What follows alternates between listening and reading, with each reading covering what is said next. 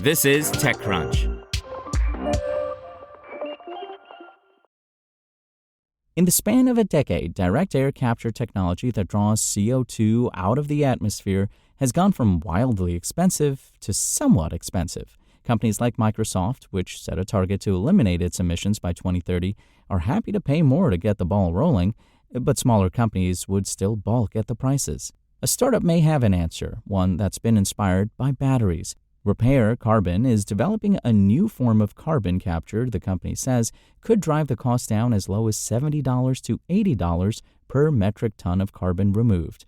That's a significantly lower price than other approaches, which experts estimate cost around $600 per metric ton. RepAir recently raised a $15 million extension to its Series A, the company exclusively told TechCrunch. The round was led by Extantia Capital and Taranis Carbon Ventures with participation from Ormat Technologies and Repsol. The Israeli Innovation Authority also contributed a $3 million grant.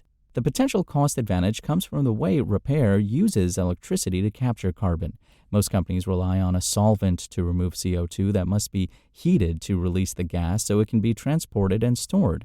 RepAir, on the other hand, uses electricity to drive the chemical reaction. The device is more like a fuel cell, but operated more like a battery, co-founder and CEO Amir Shiner told TechCrunch. Inside, two electrodes are separated by a membrane. As air or flue gas is drawn into the reaction chamber, it encounters a nickel-based electrode with a current running through it. There, hydroxide is waiting to attract carbon dioxide, converting it into carbonate and bicarbonate ions with negative electrical charges. These then pass through the porous electrode and separator, attracted to the other electrode's positive charge. When the ions hit the positive electrode, they revert back to CO2 and hydroxide. The CO2 is then drawn off to be stored while the hydroxide builds up until there's enough that the reactor can be reversed and the process repeated in the other direction. Compared with other carbon capture technologies, RepAir's reversibility could give it an edge. Other capture devices typically need time to heat the solvent to release CO2, a process known as regeneration, and that downtime requires more modules to capture a given amount of carbon. We regenerate while working, Shiner said. Each of RepAir's reaction chambers are filled with multiple stacks of anode separator combos, and the company can apply varying amounts of electricity to ensure they're operating at peak performance.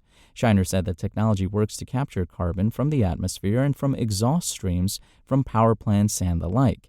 RepAir is currently in talks with developers to add its technology to gas turbines to help eliminate carbon emissions from data centers.